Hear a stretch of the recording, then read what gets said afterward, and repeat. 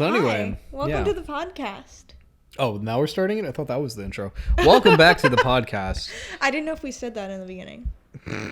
Welcome back to the podcast. Hey guys, how have you been? Been pretty alright. This new Zelda game has been fantastic. That's fun. It is so good. I mean, honestly, when you start thinking about it, video games as a medium sort of do everything that films and music do, but better. Whoa. Hot take right off the bat. Yeah. Just kidding. I wouldn't. Just kidding. Actually, I think there's a time and a place for everything. Even books can be good. Wow. I know. Wow. That's crazy. But I think medium specificity sometimes demands it. That's honestly so true. I know. I'm kind of a smart guy. The new Breath of the Wild is really beautiful, though. I will say. They are. Yeah. God, it's so good. Or and it's like. is that what it's called? Well, it's called Tears of the Kingdom, okay. but it's like Breath of the Wild 2 kind of. New Zelda game. Yeah. Anyway, enough of me gushing about video games. I'm a gamer, but I'm also a film critic now. So let's talk movies, because that's what we're here to talk about. That's what this podcast is about. Movies. Nothing else. We can't talk about anything else. Only films. Okay. And if it's not directly film related, we're glossing over it. TV, maybe. We're still iffy on TV. Yeah, well, we talked about. Okay. Today we have a lot to catch up on. We do have a lot to catch up on. Quite a few films to catch up on this week. The first film is honestly probably the worst one. We're gonna tear that Band-Aid off right away. Well, it's one of the worst ones we watched. One of the worst ones? I think it's the worst one. So, the first movie we watched is a film that I've been wanting to watch for a really long time because it hits all of the marks of what should be a good film for me. It's directed by Richard Linklater. It's got Jack Black. It's got 3.5 star average. Yeah, well, I usually try not to go off of the Letterboxd star average. Yeah, but you can't help but gloss over it. If you see a film that's 1 star average, you go, what am I in for? Yeah. This has a 3.5 star average. You go, okay. You go, oh, Matthew McConaughey. It has, the poster is...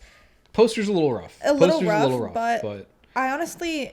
Like, who cares? I don't mind it that much. Yeah, I'm like, okay, if that's, if whatever. However... Didn't even notice there was a blood splotch for the eye. Oh, I did.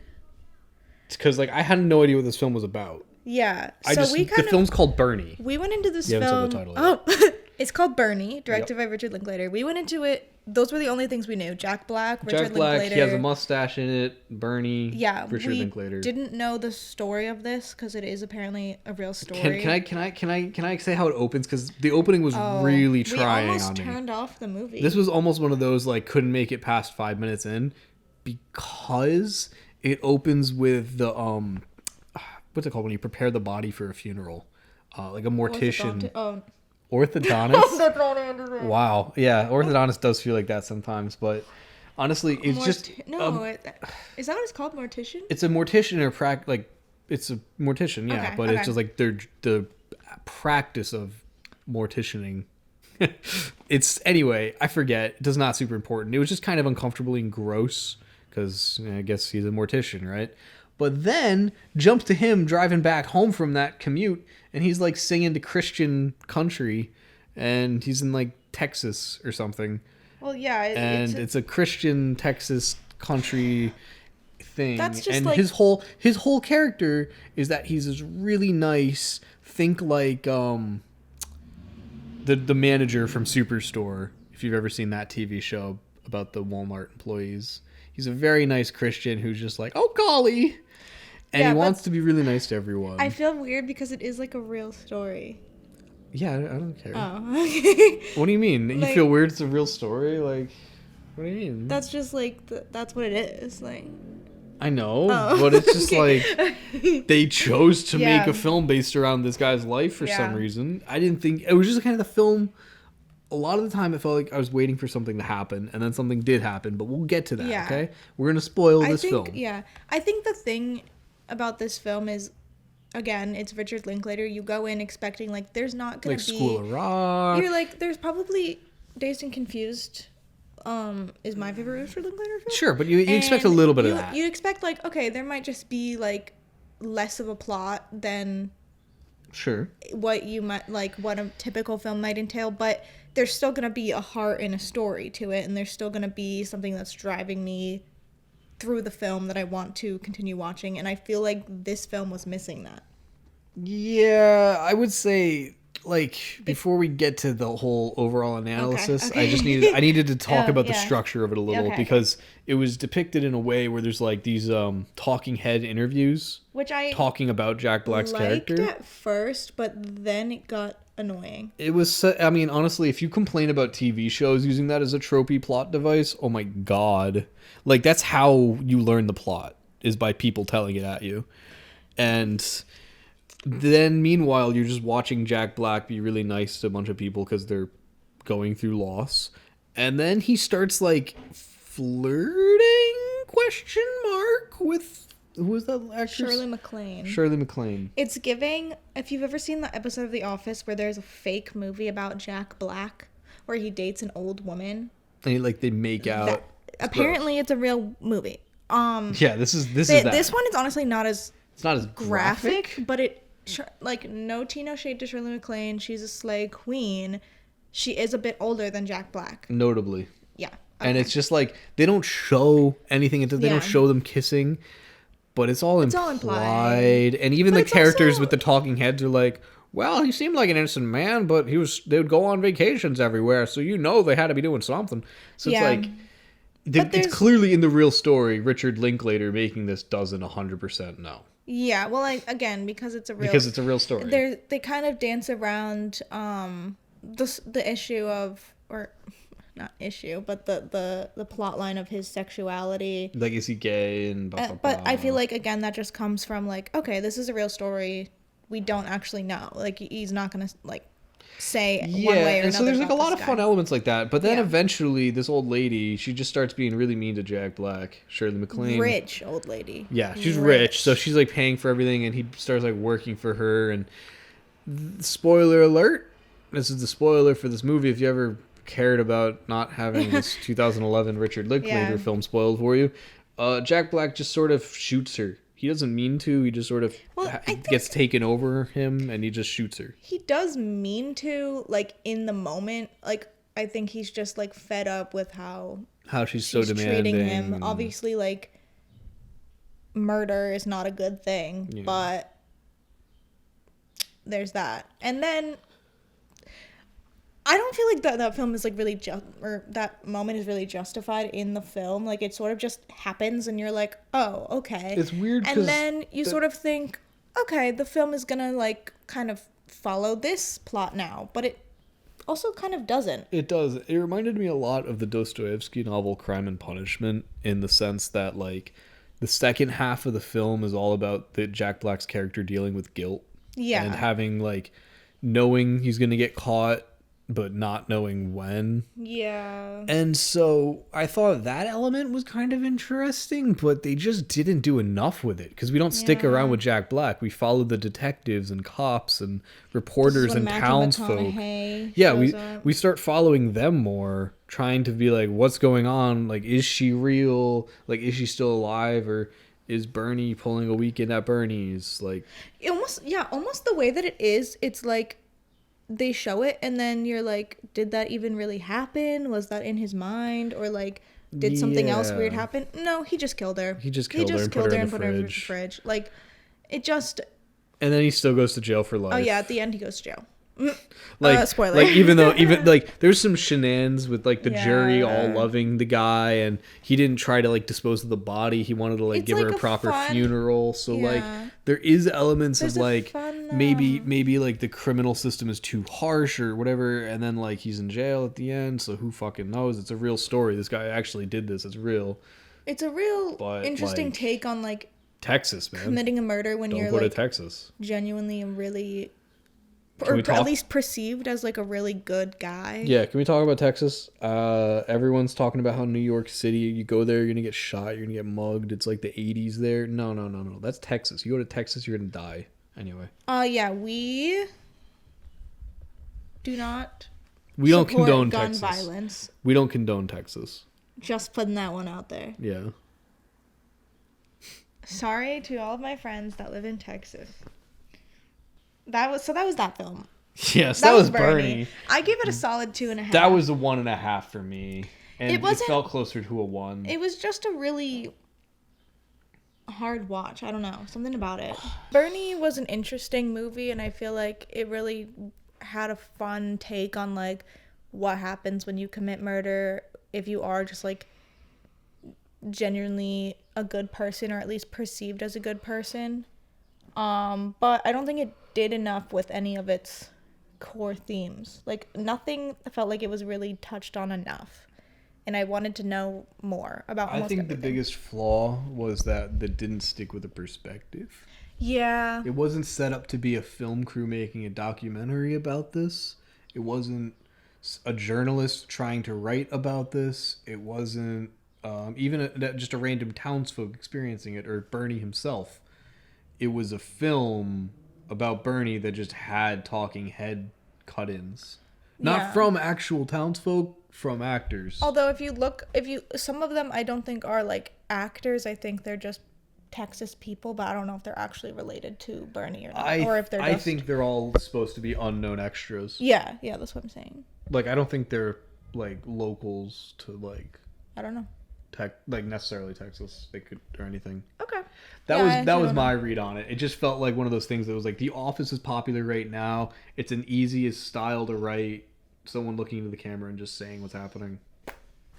Get out of here. But Jack Black, we do love you. We do love you, Jack Black. He didn't sing enough in it. He did sing in it, though. Barely. It was mostly Christian hymns. And he did a little bit of dancing on the stage. And a fun little dance. That's right. There was a fun little dance. That we did love. That was it, though.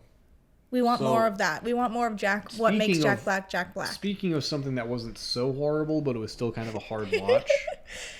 The next film was a Katherine list, and honestly, it might be the most Katherine film ever. If you want to see a film that describes, like, Katherine's taste in just, like, plot and, like, delivery, vibes, aesthetic, color, like, watch this film. It's called Cyberbully. I have tears coming out of my eyes from laughing so hard.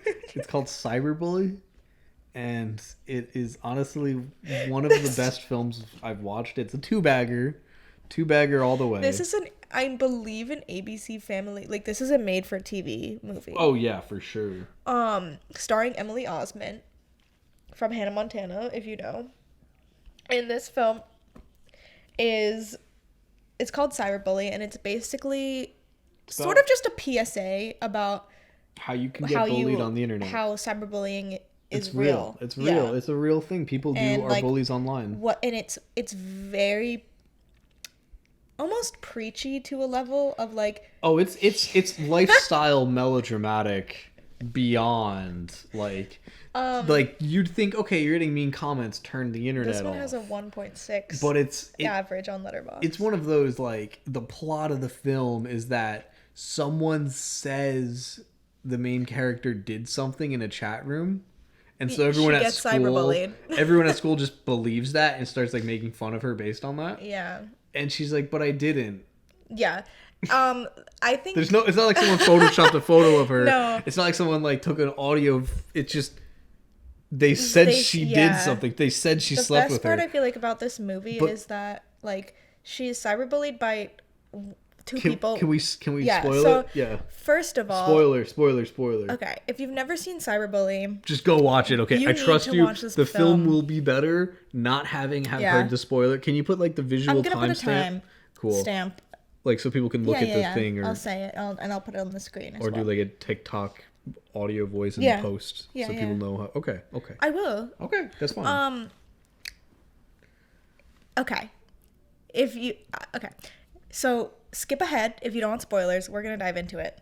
Cyberbully features Emily Osment as the main character, Taylor Hillerich, and for her birthday, her mom, who is, like, one of those kind of overprotective moms, but her mom gets her own computer, and she sets up what is, like, Facebook, sort of, I guess. It's like a chat room where people post on, it's the internet written by people who don't, like, actually use the internet, if you will, Yeah. They're just like, oh, that's the internet. That's the message board. That's the message board. It's people that use the internet once or twice in the 90s. Yeah.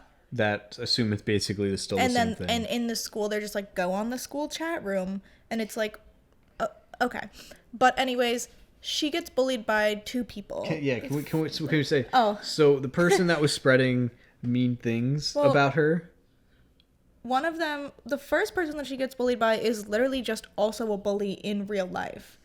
And I feel like her character kind of undermines a lot of what's going on because it's like she just sucks as a person and like nobody likes her in real life, but then she'll like post like Taylor Hillerage sucks online. She has like friends. It's basically like, and she's a bully to the main character in real life, and then she's a bully online as well. So like when the main character goes to confront that bully, that online bully in real life, and finds out it's her dad's like, well, deal with it.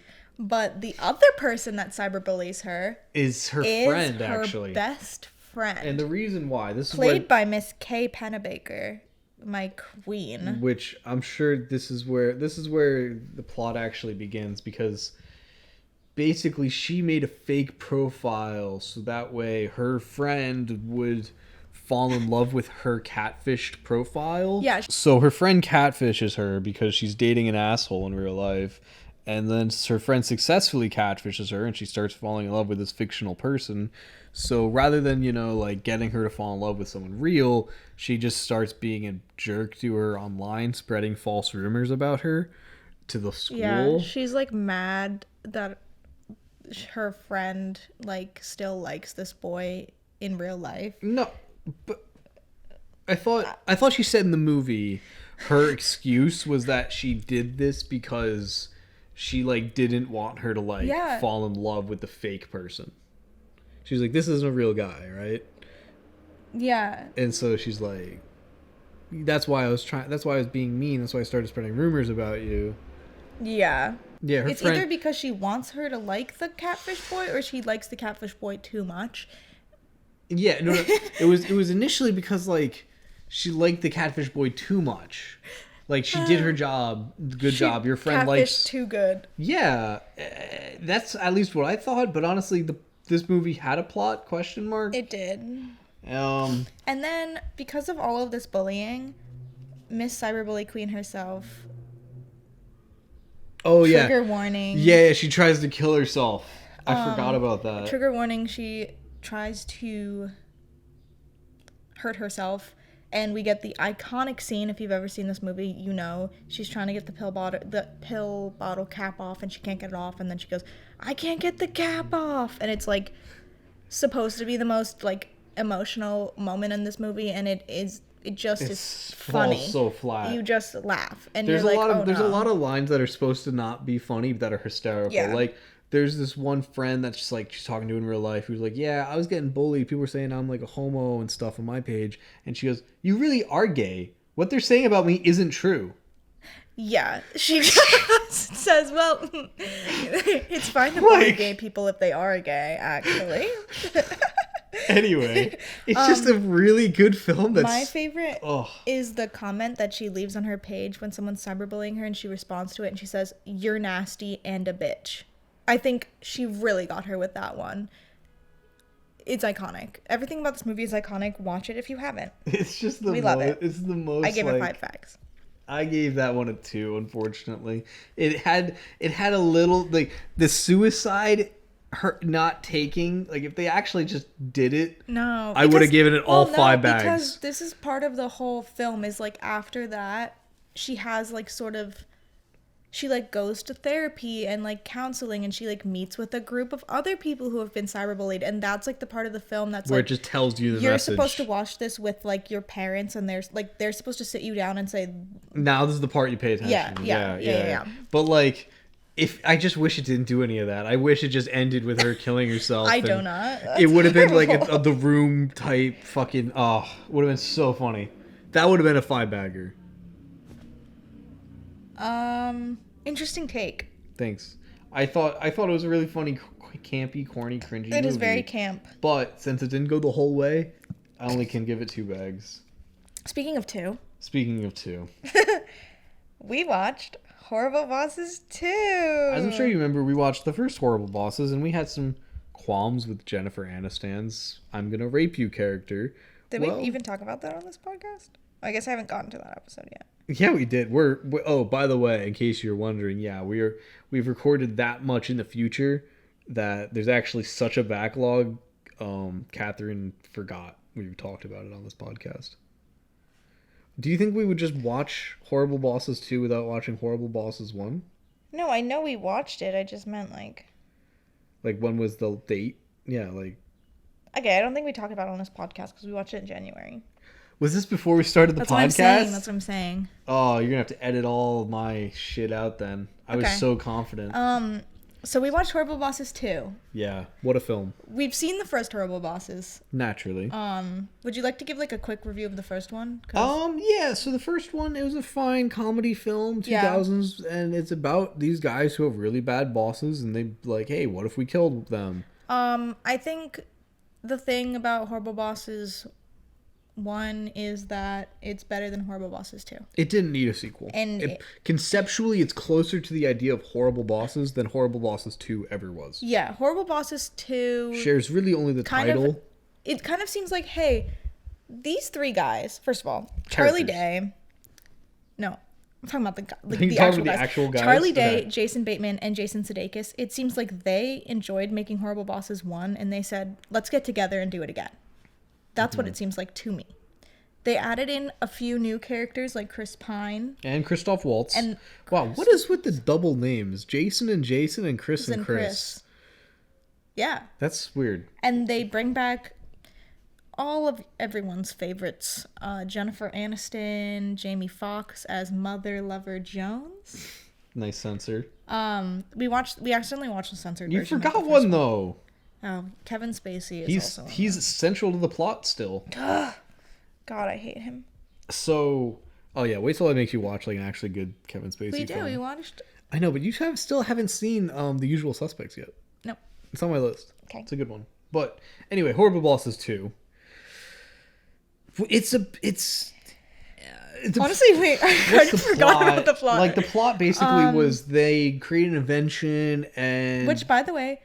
Horrible invention, but... They haven't... But it doesn't even matter. Like, they invent something, and then they're like, here's our invention in, like, the first scene.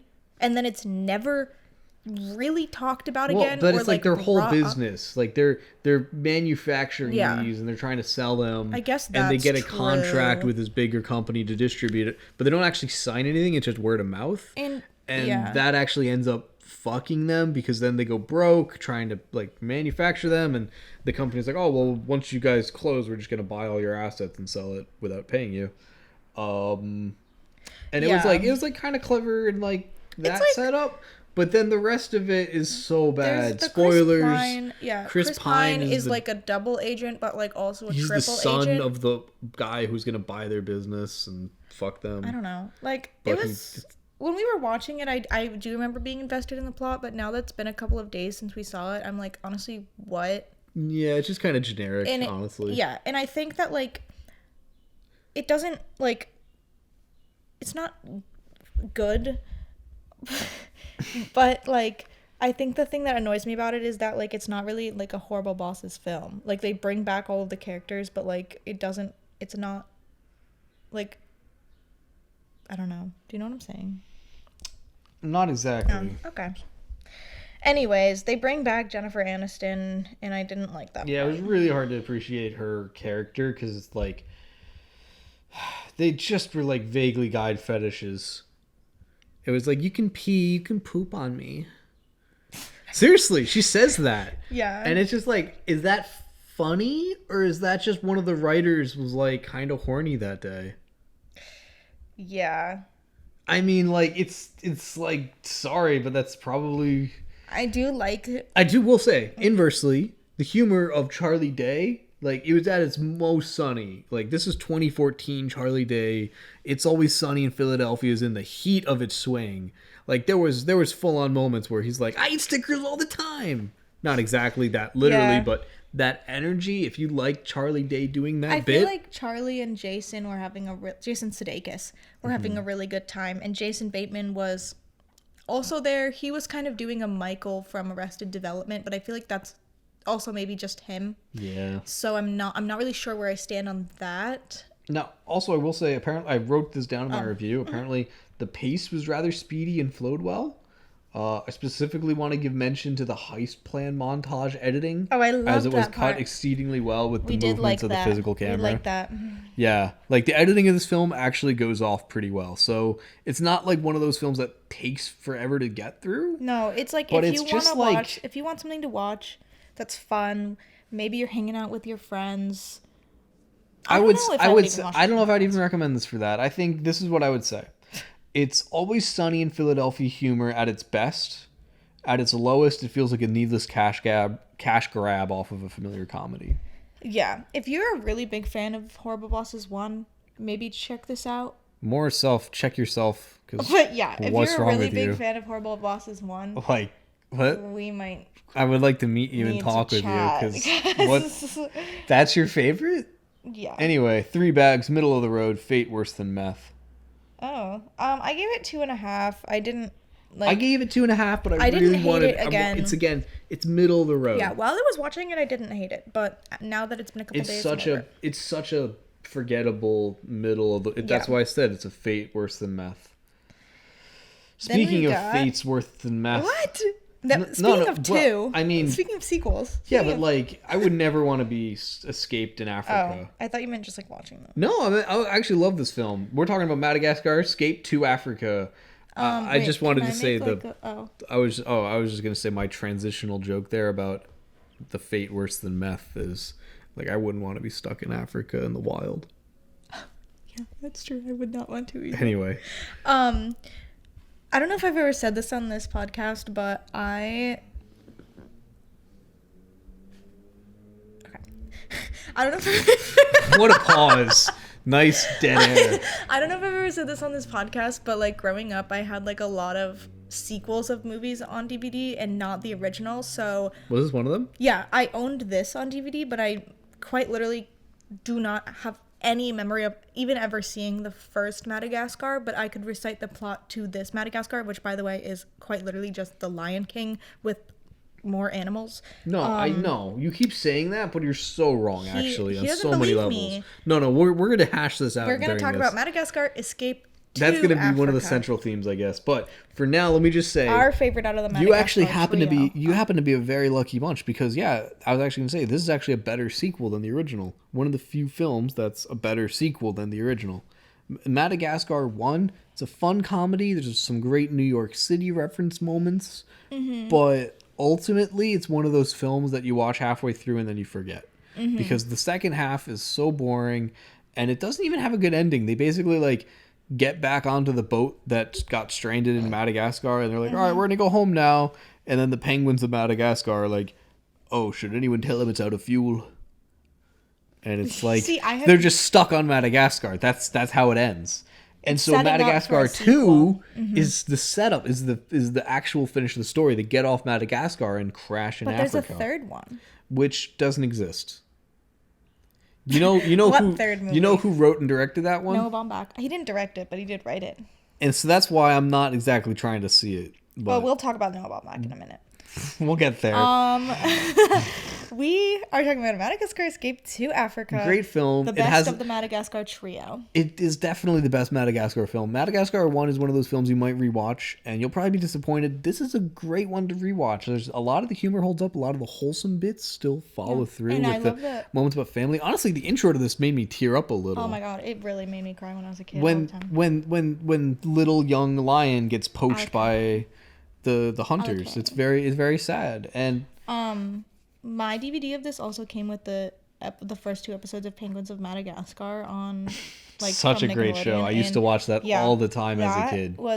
I have to say, like, I really loved the Penguins of Madagascar, and I feel like they really do they carry this movie. They do a fun. They have fun in this. Yeah, I love the Penguins of Madagascar. And this one has the iconic. What's the fucking hippo's name? Moto.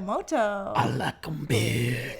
I like 'em chunky. Yes, that is iconic. Yeah, there's a lot of great moments in this, but that one's probably the best. And honestly, we need to hash this out now because you keep saying the plot to this film is a lot like The Lion King. Is it not? It is not because the plot of The Lion King is basically the plot of Hamlet. The royal son is set up to take the throne, but then upon their father's death gets banished out of the kingdom and then comes back after they've aged and seeks revenge on the person who killed their father. So this is like the same except the dad doesn't die. No, that would have been too obvious. And it's not even like the son stays in the kingdom. He gets banished. He like forgets. No, he doesn't. He gets kidnapped. And but after he comes back, then they're like, you have to do the ceremonial fight to like stay in the kingdom, and then he loses the fight because he's an idiot. Because Alec Baldwin was like,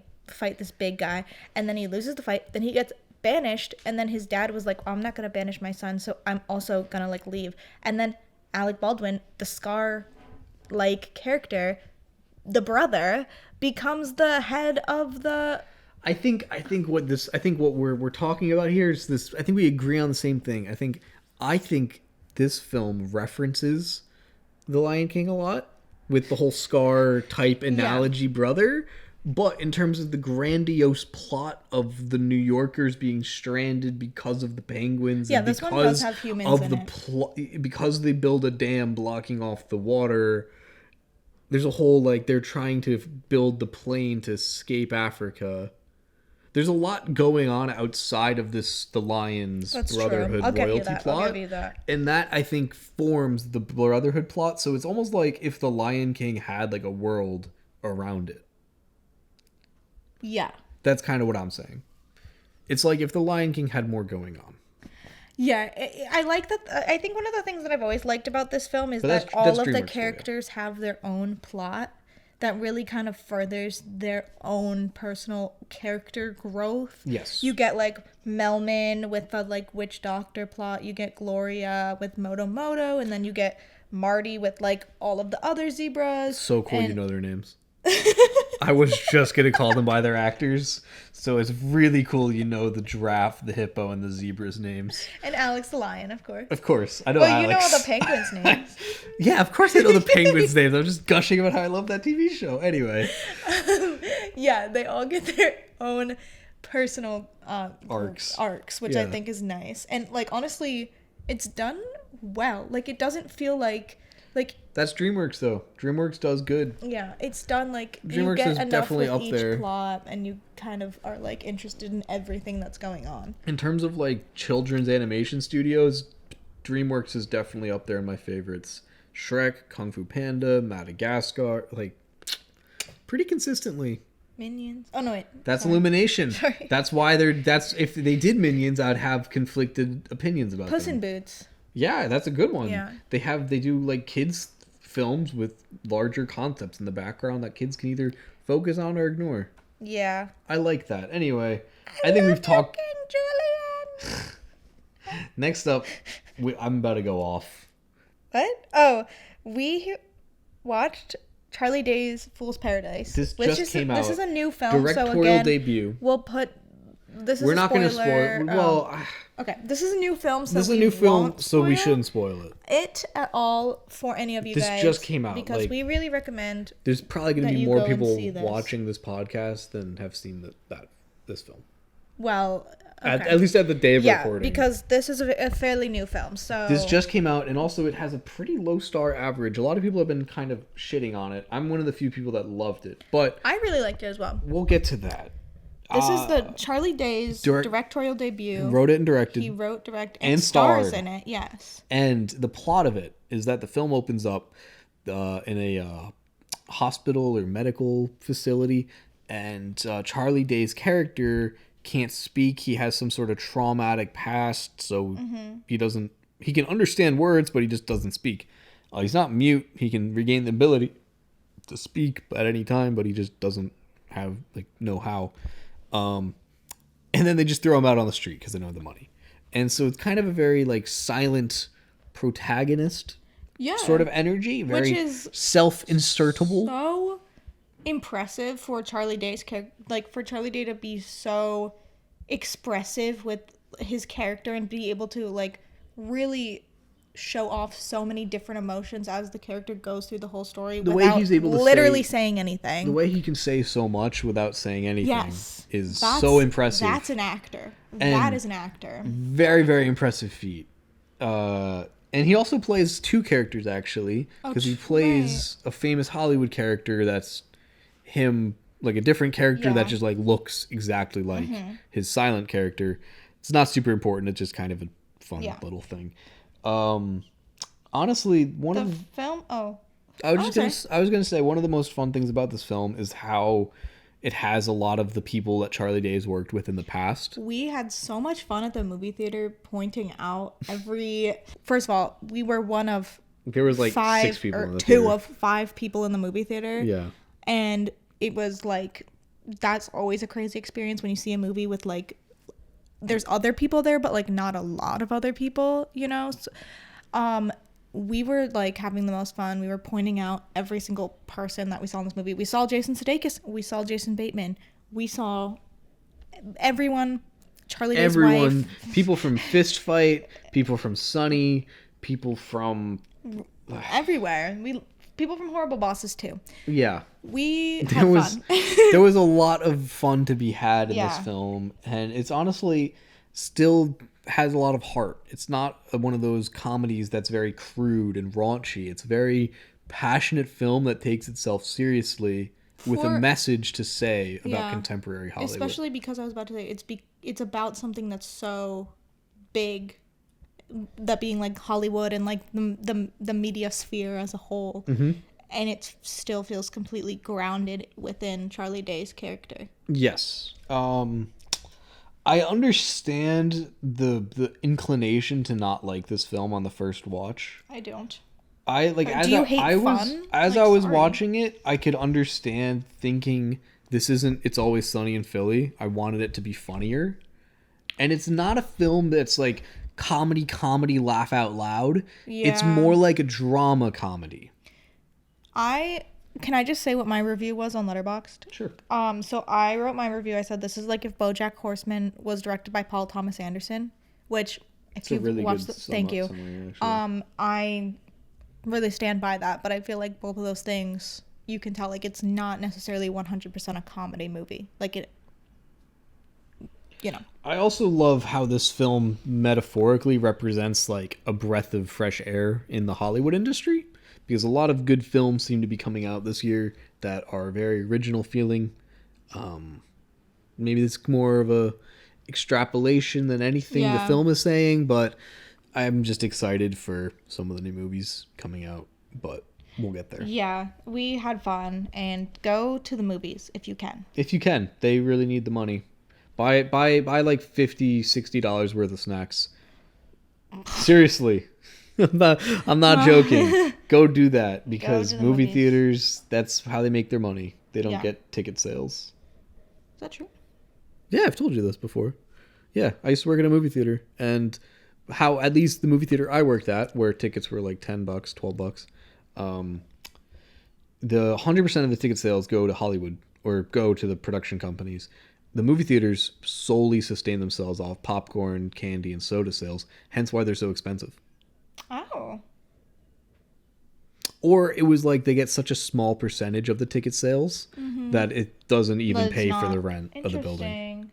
Okay, so go buy yourself a soda. Seriously, like, I know it's better to smuggle stuff in, but if you actually want to support local theaters, buy some candy and sodas.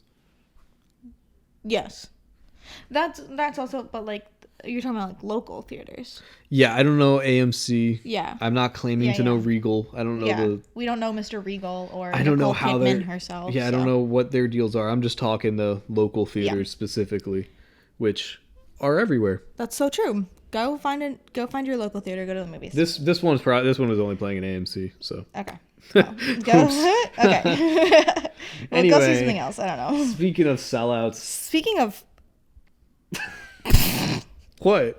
Sorry. I think that's a good segue. You guys love the famous kids author Dr. Seuss. Did you know they made movies based on his books? Yeah. What if I told you his estate made a bunch of movies with the rights to his books? What is your favorite? We talked about this earlier, but what is your favorite Dr. Seuss adaptation film? I personally really liked the old Grinch. That one probably would be the most iconic. And the Lorax too. The Lorax is up there as well, but the Grinch was is a yearly watch for me at Christmas time. So you're a fan of like the 2D old with like they hold the little window up to his heart and it grows 3 times. Yeah, absolutely. You're not really as big a fan of like the 2D or the 3D animations. I hate the live actions. And the Illumination ones are horrible. He's rolling in his grave. But this one's not Illumination. This one actually isn't Illumination. Horton Hears a Who. We watched Horton Hears a Who. Did you guys forget that they made Horton Hears a Who into a movie? Because I did. I mean, I saw this in theaters. I definitely saw this I saw this in middle school, like in class. I saw this in theaters because my mom is a big fan of Dr. Seuss, actually. We all and like I think we're all fans of Dr. No, Seuss. no. She likes Dr. Seuss. So we hear a Dr. Seuss movie's coming out. Let's go see it. Keep in mind, this is before the Lorax.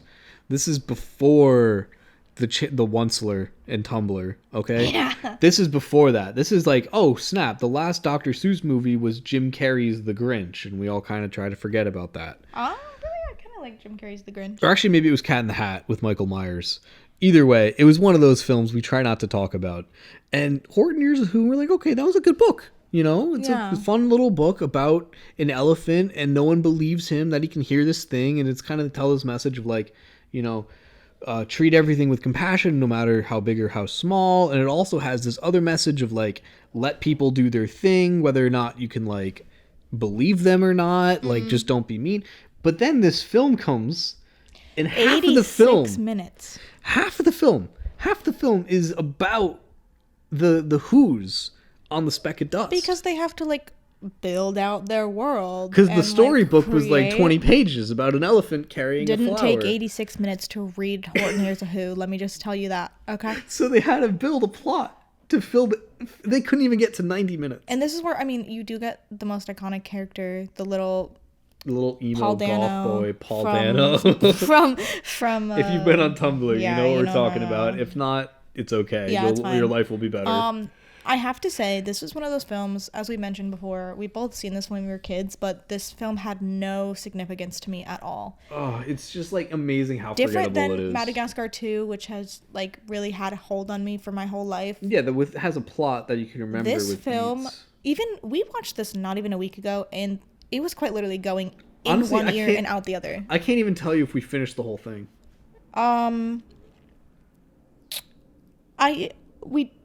We did. Yeah, I genuinely can't remember because it's so forgettable. They added so many elements that don't matter because, again, they needed to stretch out. The poster is horrible, terrifyingly ugly. Yeah, I mean the animation's pretty ugly.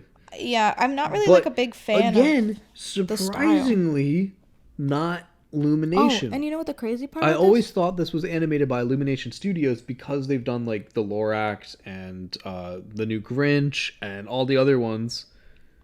Insane. No, this is not animation. Animation. I mean, it is animation, but that's a bold statement for 3D animation. This is not Illumination. It's not. It's Fox Animation, actually. Or something like that. Yeah, we were all up we were a little dumbfounded by that, but. 2 bags. I give them a little bit of credit because they tried to incorporate some of the 2D animation in. There is like it didn't look good. It didn't look good, and they had like a weird. Do you remember? Then they had like that whole like anime scene. Oh yeah, there was like an anime trope scene. Don't know how I feel about that being right in the middle of this film, but at least they tried to do like other styles of animation. I just thought this was bad. It didn't need to exist. I remember as a kid thinking this was bad. It didn't need to exist. 2 bags. Yeah. I would still say this was actually better than Bernie. I gave it 1 single bag. This was my low of the week. I thought this was better than Bernie somehow. This was my lowest rated of the week. It's honestly like, it's so forgettable, and I think that's part of the reason why it's better than Bernie, because Bernie was like burned into my head. No pun intended. I honestly feel like the thing with this movie is I just completely forgot about it, so that makes it worse because we watched it and then I haven't thought about it since. Speaking of forgettable movies, I didn't even log this. You didn't log this because we got like 20 minutes in, but this was a movie. Speak about it this anyways. was a movie I hated as a kid. Do you want to tell your story? Oh, I do want to tell my story. Thank you. My mom actually made us sit down and watch this because there was no Easter films as a kid. Like, what do you expect to watch on TV on Easter? Right? You could do the egg hunt. Jesus Christ Superstar. You have brunch. You know, maybe you have a nice dinner. You hang out. You sit by the pool. No, there's Easter movies. Let's not get into that now. Okay. So we end up watching 2011's Hop, and God, it's one of those like James Marsden driving a CGI anthropomorphic animal. You guys need to Google right now because you definitely do remember it, but you might not like know what we're talking about. But like once you see the poster, you'll be like, "Oh my God, Hop!" It's a bunny. It's an animated bunny. It's an animated pseudo photorealistic bunny in like flannel. Yeah, one bag. James Marsden couldn't even save this. Anyway, I didn't even rate it. We got 20 minutes in, and I was so angry we just turned it off. I was like angry watching that as a kid. That was one of those that's films. maybe a personal issue. It is, but it was also like Easter Island heads have nothing to do with Easter. In fact, the phrase Easter Island is very imperialistic. It's very colonialist. I didn't know that. Honestly, I thought Easter Island was fake until like we watched this movie. I'm not even kidding. That's insane, but it's so bad. Like to say that the Easter Bunny comes from that island because we named those statues that natives built after the holiday. It's so bad.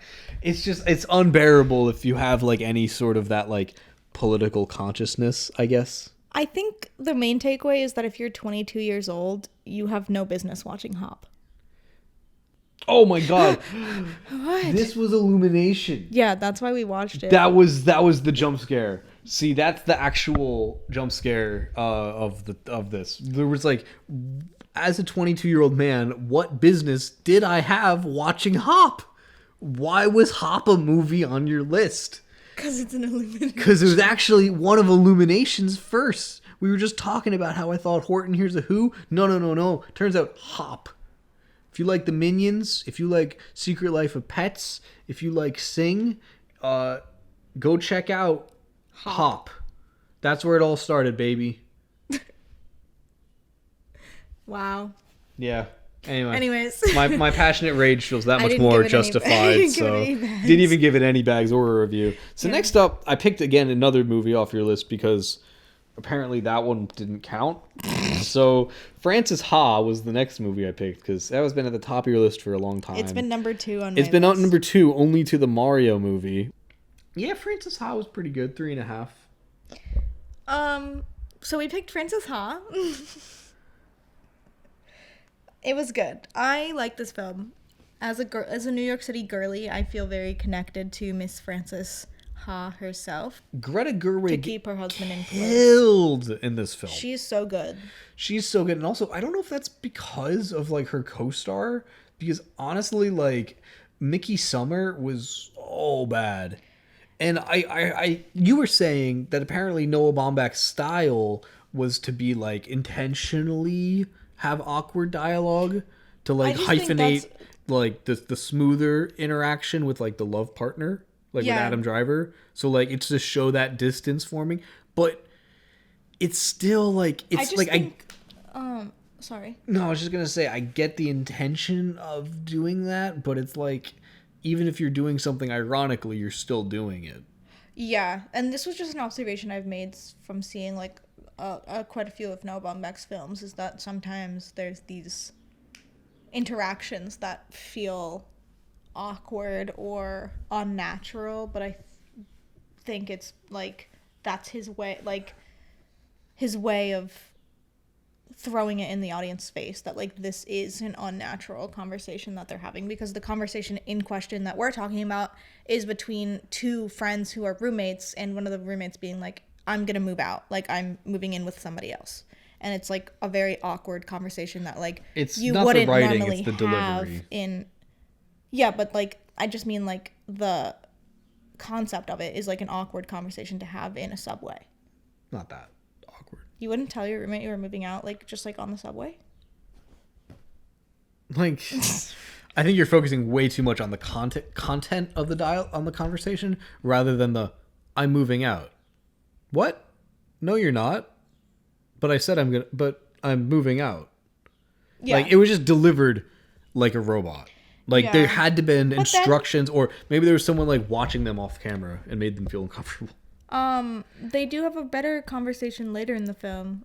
Once she's acting drunk. Yeah, so that's what I'm saying. So it's clearly, like, I don't think it's the actress's ability to act. I think it's just the fact that the first half, Noah Baumbach directed her like that. Yeah. But it's just, like, it's so on the nose of it being, like, I get it. They're not connected. They don't flow. They don't finish each other's sentences. Like, I get it, dude. It was just very Alphaville in that, like, you're doing the thing you're critiquing. Like, oh, but I will say the filmic references with the cinematography really hooked me. Cinematography. Like, there was this moment where she gets an apartment and she's running through the streets and it's shot just like Charlie running back with the golden ticket. Like, the cinematography in this film really carries it. And I don't think everyone will acknowledge that. I will. Thank you. I feel like not many films made in 2012 this movie was made. It's fully black and white, and I feel like the cinematography does enough that I feel like it justifies it being black and white. Yeah. It also is really funny to see how, like, Wes Anderson rubbed off on Noah Baumbach, because you got to remember, just like 3 years earlier to this, he was working with him on Fantastic Mr. Fox. Yeah. And it is, like, there's a lot of that center shot. There's a lot of that, like, awkward line delivery or, like, quirky music. And I think the music was so good. I think that's at his best. That's Noah Baumbach at his best when he's, like, a New York depressed version of Wes Anderson. I'm so here for that. When it's at its worst is when it's, like, just like HBO Max's Girls.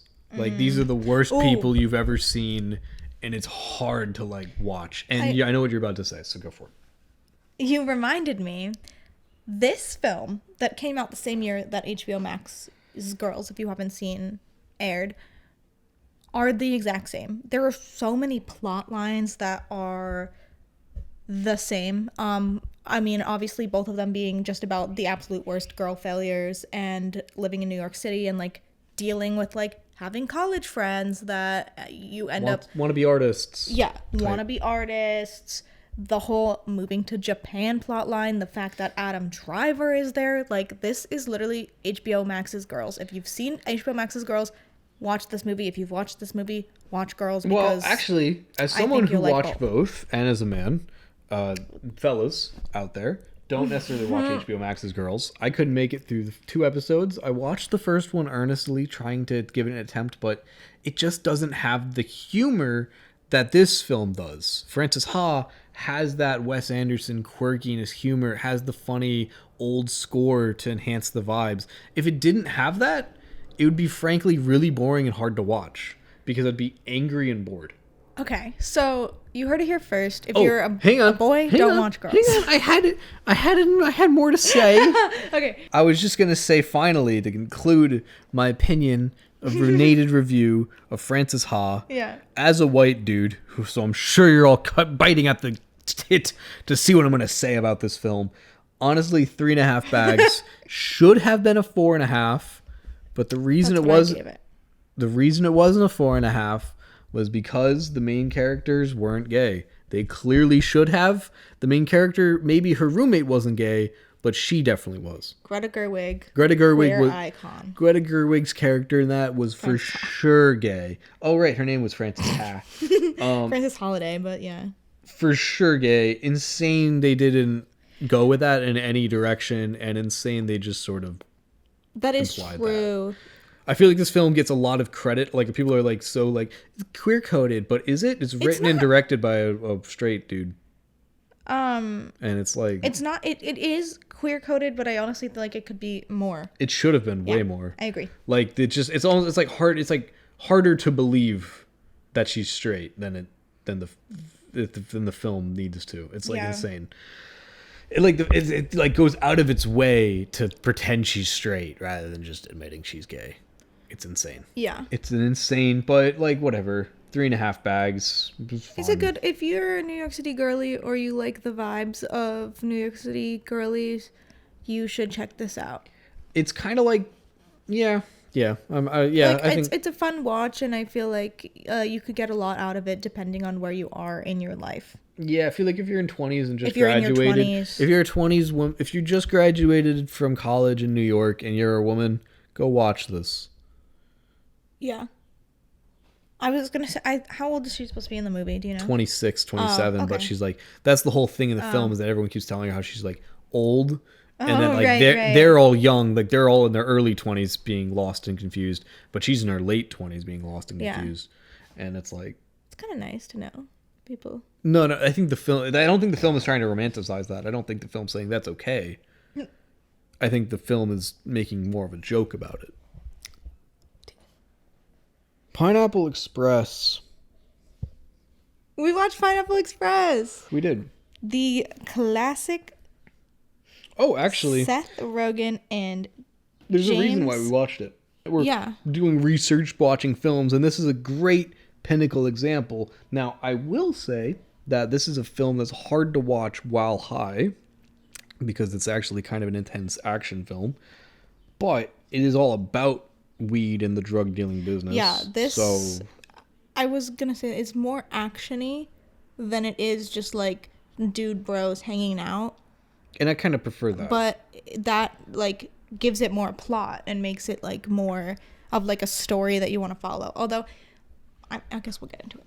I understand why it can be fun to like watch people just hanging out, but honestly, I enjoy when a film can be a competent experience and you don't have to be high to watch.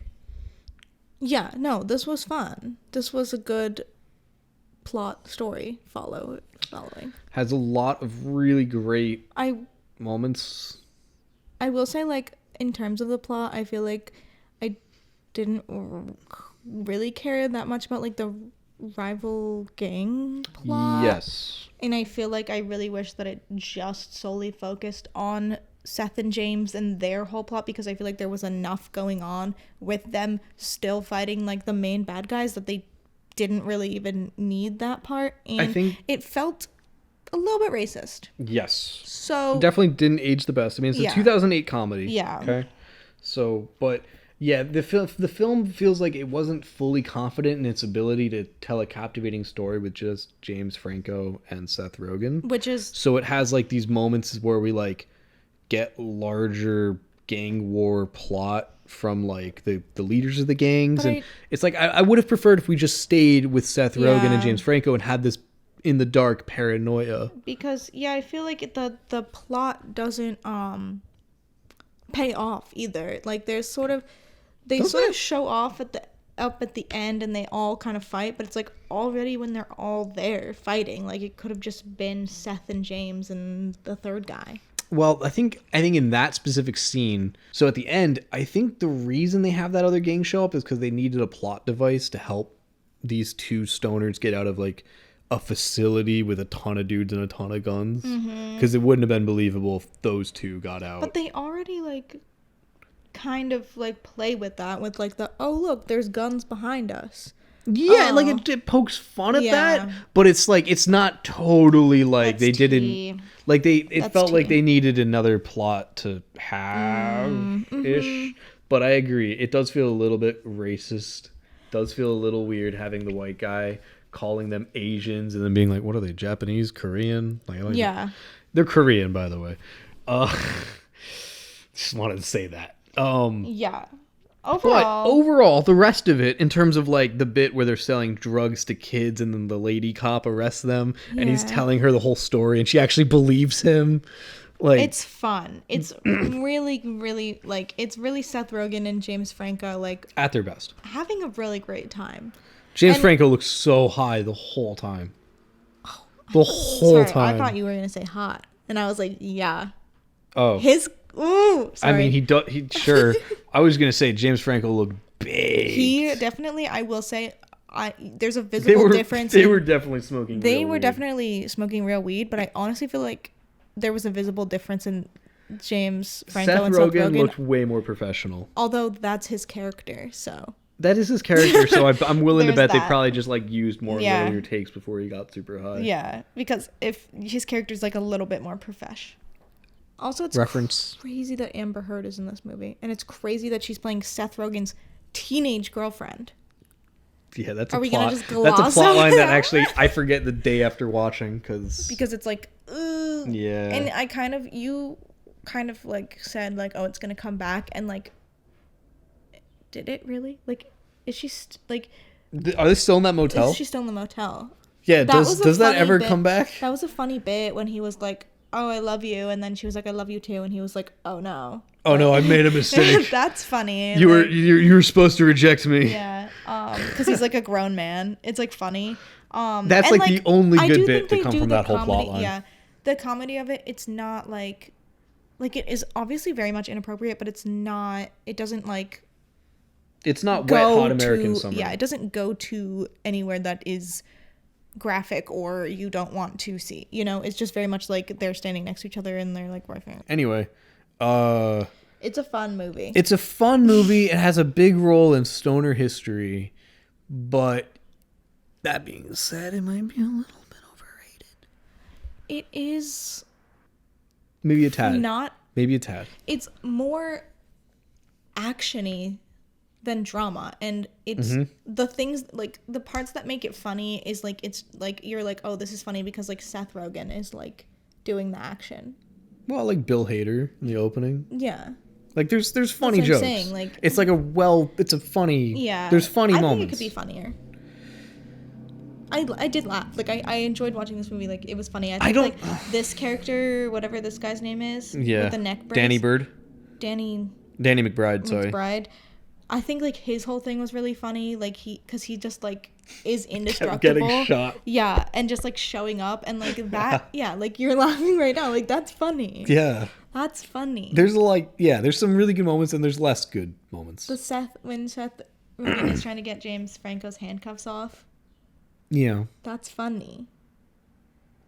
It's like I'm like thinking in my head like I'm kind of comparing it to The Interview, which like I did not find really funny. Yes. So I'm just like, well, The Interview was like kind of similar, but it took itself way more seriously. Yeah. This film knows how to say, this is fucking stupid. So there's just guns behind them on the wall. And the ending really tied it all together for me. When they're at the diner.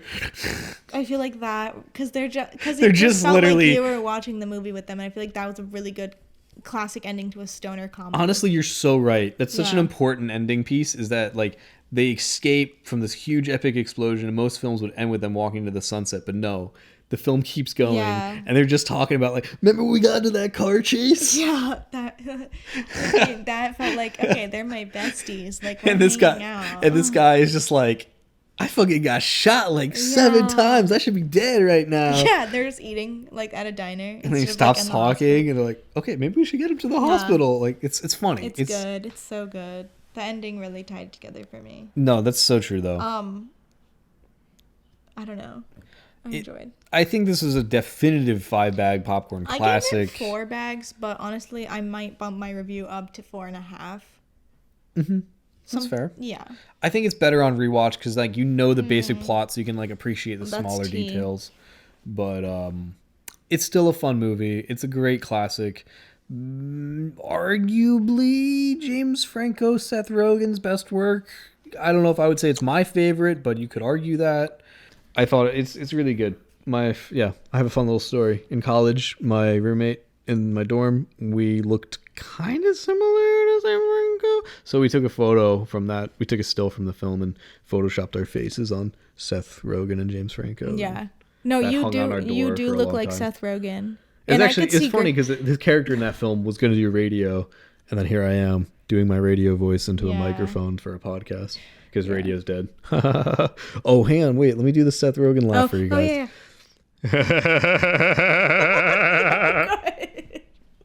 That was really good. Thank you. I can just do that. It's just a thing I have. It's when you're built like me, you have I'm derived from that same. Because sometimes that one was like really, really good. Thanks. Can you do a James Franco voice or no? No, I can't. What does he even sound like? Totally different pipes. See, like, especially when my voice gets a little deeper and raspier like this because I'm thirsty and I need water. So I get that, like, a little bit more down here is kind of where Seth Rogen likes to talk. It's kind of like a little bit of that. Yeah. Anyway. Thanks for listening. Check us next time. We'll be back with more movies. And as always, if you want to follow our reviews, check the links in below. If you want to check out our Letterboxd. All of our social medias linked down there. Oh, yeah. You can also follow us to see whatever hijinks we're up to. Follow us and see what we're up to. Follow us on Letterboxd for more reviews. Mm-hmm. Talk to you later. Yeah. And subscribe to stay updated. Actually, maybe not, because YouTube doesn't even send emails. Subscribe still. We like seeing that number. Turn on the post notifications. No, that's Instagram. Yeah, but those are annoying. Don't turn on the post notifications. Unless you want them.